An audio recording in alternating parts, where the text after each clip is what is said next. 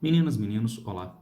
Acabei de ler um artigo da CNN sobre os episódios na tensão da Rússia com a Ucrânia e com desdobramentos, né? O artigo se desdobrava na relação da Rússia com a China e das potenciais tensões entre Rússia e Estados Unidos, as eventuais sanções americanas em caso de invasão russa do território ucraniano. O artigo tratava ainda de outras coisas, mas eu vou me ater a estes dois pontos. Antes disso, me vem à mente uma passagem de um diplomata, infelizmente não me lembro o nome, de que os políticos dizem mentiras para os jornalistas e as guerras começam quando, no dia seguinte, eles acreditam nas manchetes dos jornais. Não, o artigo da CNN não vai começar nenhuma guerra, mas a quantidade de, para ser eufemista, meias verdades é muito, muito grande.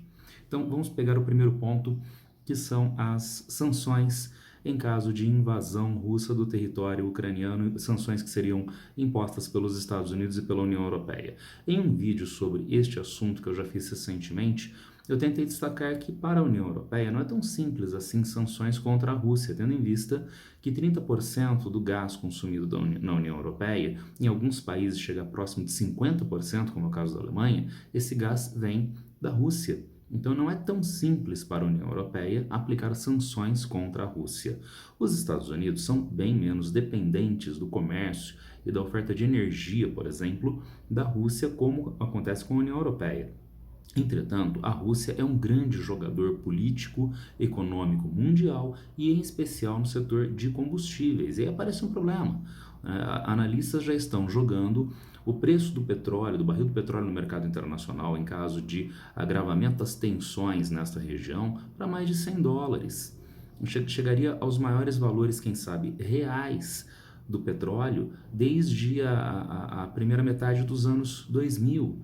Agora, a pergunta, será que o consumidor americano está disposto a pagar esse preço dos combustíveis? Será que a economia americana está disposta a menor crescimento, tendo em vista o aumento do preço dos combustíveis? Então, isso é muito importante para a gente pensar aqui. Um primeiro ponto em relação às sanções. As sanções não prejudicam só a Rússia. Então parece que as sanções são sacrossantas e onipotentes, não é? Não, não. As sanções geram desdobramentos os mais diversos, inclusive para os países ocidentais. Segundo ponto em relação às sanções. É possível contornar as sanções. Até mesmo, por exemplo, aquilo que o artigo chama de bomba nuclear, que seria o banimento da Rússia do sistema de pagamento interbancário SWIFT, né, baseado na Bélgica. Bem, nos lembremos, o Irã foi banido, né, se não me engano, em 2018. Né, e está lá o Irã, né, com problemas, com prejuízos? Sim, mas ele está lá funcionando relativamente bem, mesmo banido do sistema SWIFT. Então, segundo ponto, as sanções não são onipotentes, elas não resolvem todos os problemas, tá certo? Então, primeiro aspecto fundamental é a relativização da questão das sanções. E o segundo aspecto que está dado no artigo da CNN, a relação com a China. Primeiro vamos ao óbvio, não são dois países irmãozinhos, não é? A China não vai tomar qualquer dor da Rússia e reagir contra o Ocidente ou ajudar alegremente a Rússia. Isso é óbvio, mas existem determinados pontos que são estratégicos de interesse mútuo, de interesse chinês e russo e que podem e serão reforçados independentemente do desenrolar da situação na Ucrânia, agora nos próximos meses, nos próximos anos. Vamos ver do lado da China. A China continua com um apetite voraz por energia, por combustíveis. A China encontra um problema para esse abastecimento, é uma vulnerabilidade de segurança, o trânsito das embarcações com petróleo e gás oriundos, essas embarcações que são oriundas do Oriente Médio, do Golfo Pérsico e passam pelo Mar da China Meridional, uma área hoje de tensões entre a China de um lado e os outros países que também reivindicam domínio sobre essa região em alinhamento com os Estados Unidos. Isto, né, é um gargalo para a entrada dos combustíveis na China. E por isso, vejam, ainda pensando em China, tá certo? Sem Rússia por enquanto, a China tem um alinhamento muito forte com o Myanmar. Né? A China estende a sua proteção política frente ao Ocidente para o país Myanmar. Um dos aspectos relacionados é a tendência chinesa de incremento da infraestrutura portuária em Myanmar e a construção de oleodutos e gasodutos passando pelo território de Myanmar, para abastecer a economia chinesa. Então seria uma alternativa de abastecimento de petróleo e gás que não passa pelo mar da China Meridional, hoje sob tensões. Então a China precisa de petróleo e gás e a Rússia precisa vender petróleo e gás, colocando agora a Rússia na história. Então nós temos, já em fase final de implementação, o gasoduto Força da Sibéria 1. E já há tratativas entre os governos chinês e russo para a construção do Força da Sibéria 2. Então, há interesses alinhados da Rússia e da China? Sim, eles existem. Então, o artigo diz que a China tem limites e ela não pode prestar auxílio indefinidamente. Isso é óbvio.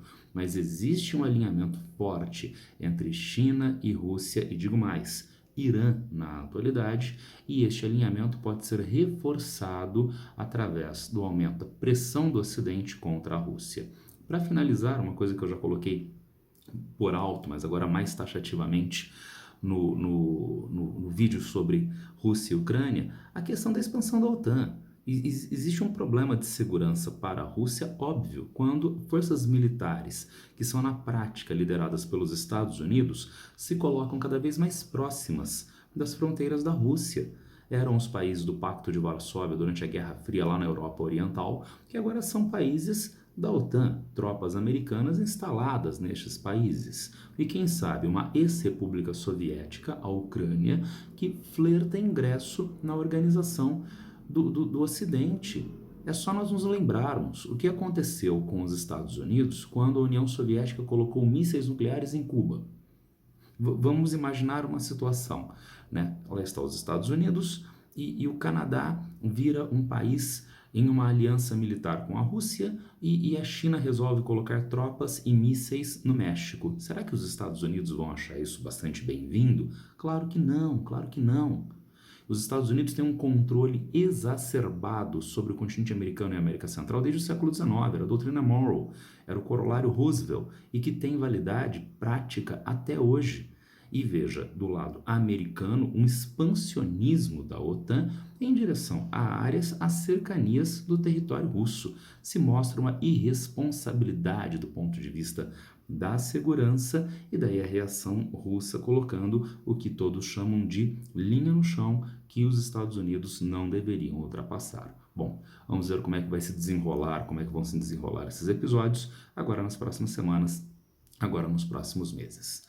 Abraço para todo mundo e boa sorte.